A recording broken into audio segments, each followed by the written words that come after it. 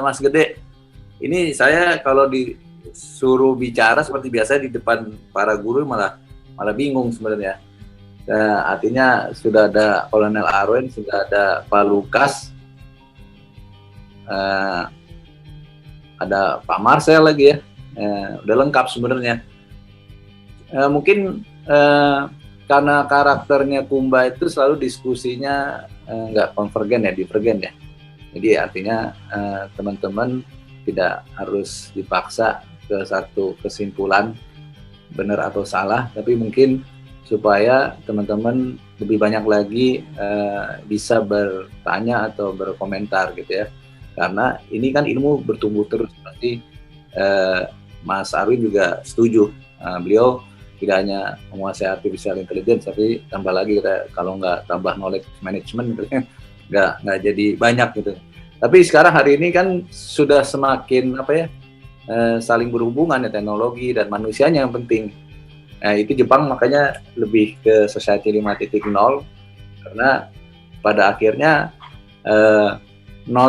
brain making machine, not machine making brain gitu. Jadi kalau banyak gitu ya, ada Carl Sagan, ada Elon Musk ya, sekarang ada saya pernah ngikutin Profesor Yutzer ya dari MIT juga, bahkan tidak hanya brain ya, tapi mengembangkan peragaan tubuhnya gitu ya. Jadi mungkin nanti kita punya sayap, punya segala macam, jadi mutan ya. Jadi, nah tapi juga kalau kata si siapa yang dari Jepang itu, Michio Kaku ya, Mas Arwin ya, Michio Kaku bilang katanya kelemahan robot itu ada dua katanya, vision sama common sense. Jadi artinya sama satu lagi Mas Bambang, satu lagi listrik. Nah itu dia.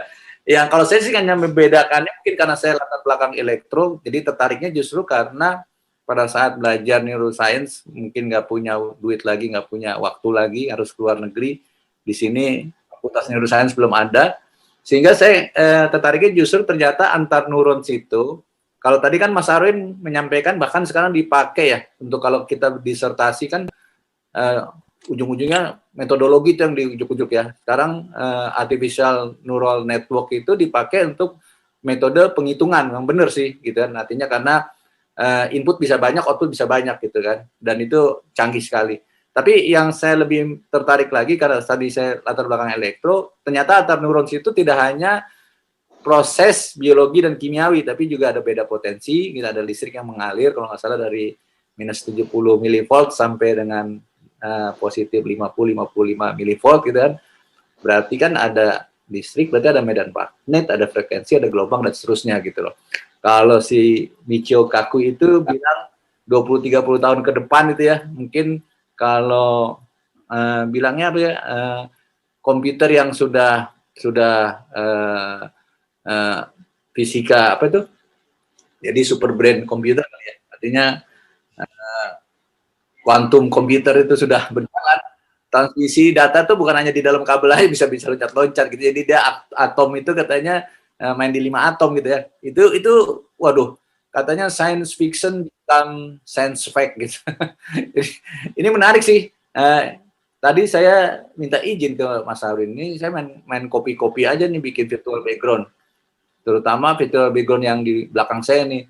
Ini kita bukan halusinasi, tapi coming soon, semuanya coming soon gitu ya. 5G kita pikir lama, harusnya tahun ini udah mulai ya. Bayangkan 5G itu ya, bandwidthnya lebar banget.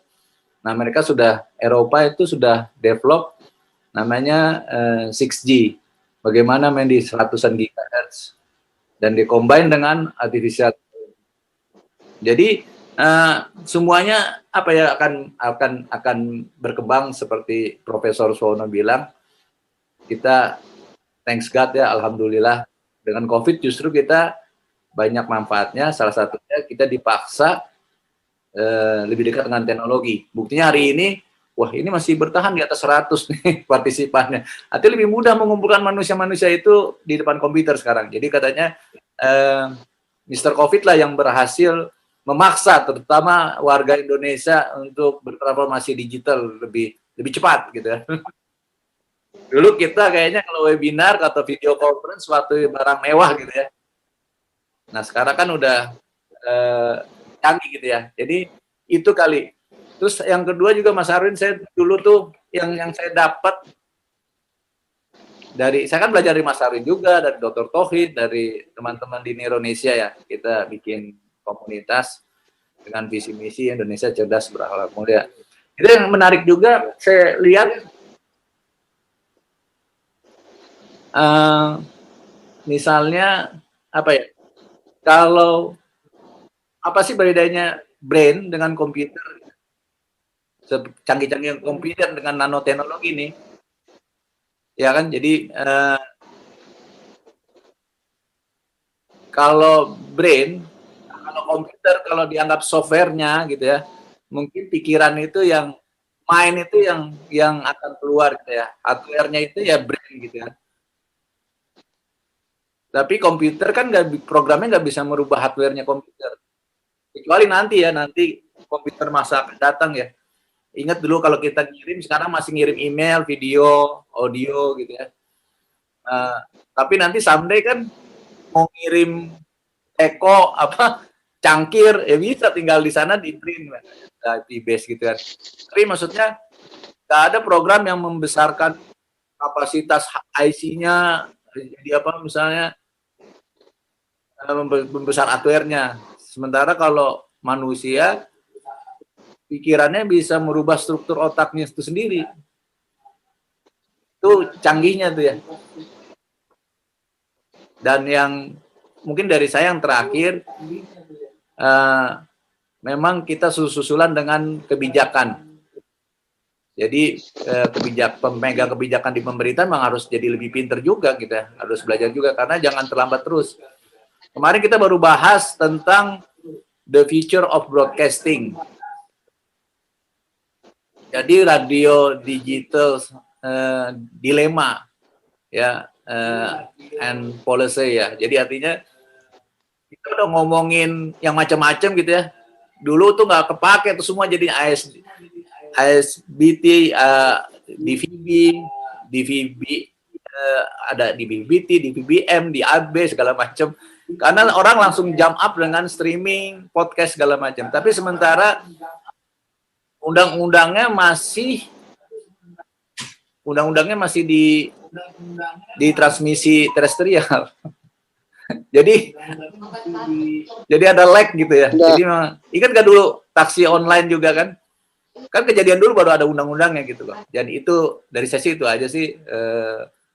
Selebihnya ya Mas Arwin yang lebih banyak tahu, mungkin saya kembalikan aja ke Tante Yeni dan Mas Gede ya. Makasih ya.